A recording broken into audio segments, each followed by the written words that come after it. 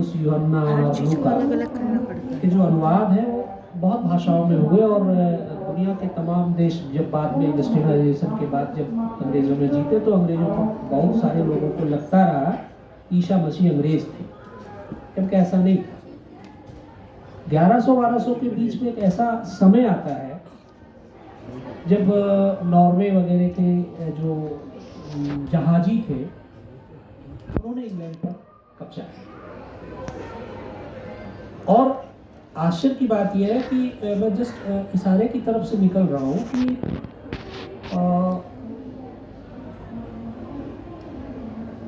तुर्की ने कुस्तुंतनिया पर कब्जा किया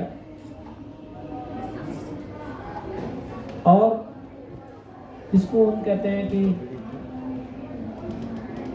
अंग्रेज जो लोग रहे या टर्की के लोग रहे, मैं ऐसा जिक्र कर रहा हूं कि जब आप जीत रहे हैं दूसरे देश को तो उस दूसरे देश की किताबों को आप जला रहे हैं। सारी चीजें नहीं जल पाती, फिर भी चीजें रह जाती हैं, इतिहास के तौर पर हम उनको पढ़ पाते हैं। अमित जी ने ठीक ही बात कही कि शुरुआत में चित्र के माध्यम से एक विरोध की बात आई, फिर किताबों के माध्यम से आई। एक छोटा सा जिक्र आता है कि बहुत सारे लोग, जैसे इस्लाम में कहा गया कि भाई किताब पढ़ना तो चीन जाओ, अनुवाद बहुत किताबें कराई गई। किताबें इतिहास बदलती हैं। मुझे बड़ा आश्चर्य होता है कि जब मेरे स्टॉल पर आकर लोग प्रेमचंद की बोयाचे यानी प्रेमचंद के बाद की जो परंपरा है वो दूसरी भाषाओं तक पहुंची नहीं। जर्मनी में, जापान में निर्मल वर्मा के बाद दूसरे जो लोग का नाम नहीं आ रहा है।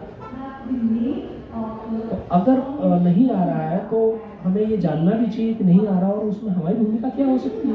हमारी भूमिका अनुवादक के तौर पर हो सकती है, हम सेमिनार कर सकते हैं और अंतर्राष्ट्रीय विश्वविद्यालय के तौर पर आप अमित जी यहाँ हैं, चीज़ों को आवाज़ दी जा सकती है।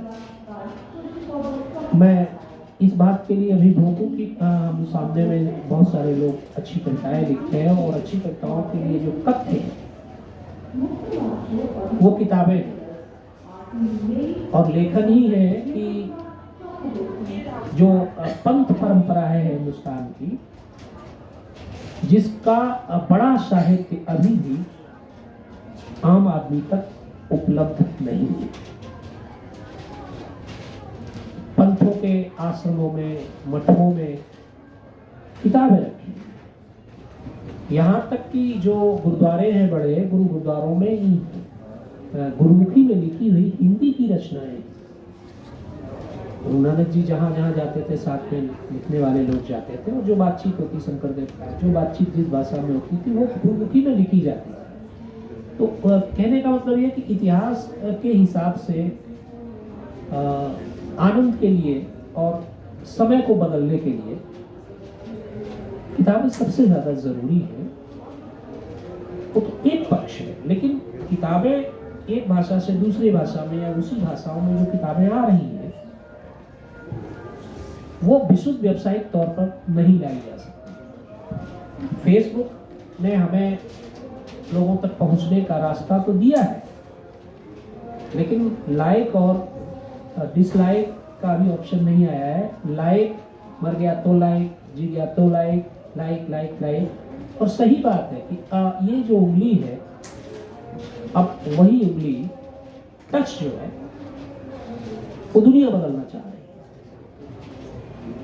हमने नौटंकियां देखी हैं, नौटंकी के बाद सिनेमा आया, सिनेमा के बाद OTT आया, तो क्या किताब के साथ भी इस तरह की कोई प्रयोग हो सकता? अगर हो सकते हैं तो वो हम ही लोग करेंगे, मतलब मैं अपना नहीं बोल रहा हूँ, तो आवाज सुनी जाएगी और लोग आएंगे। यही जगह है जहाँ मैं सोचता हूँ, जहाँ मैं लोगों को बोलता हूँ और मैं अपने तरीके से कोशिश करता हूँ कि मैं अपनी आवाज़ दे सकता हूँ। मुझसे आगे वाली जो परंपरा के लोग हैं मेरे शहर में, मैं उनको आगे वाली परंपरा नहीं बोलता हूँ, मेरे साथ में ही है, और जिस तरीके से किताबों पर काम किए, मैं संजय भारती जी से आग्रह करूंगा कि वो भाषण न दें, अपना अनुभव हमें बांटें कि किस तरह से हम लोग किताबों पर काम करते थे, किताबों पर सोचते थे, कैसे आपके साथ किताबें आई और कैसे आपके यहाँ लोग सेलिब्रिटी हुए, वो हम आप पर छोड़ते हैं।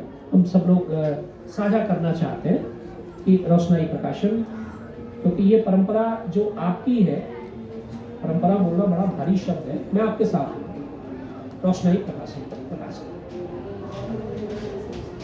सुनकर देखो, सुनकर देखो, सुनकर देखो जी, ममता राहुल मोदी बोले, लिखे जितेंद्र जी।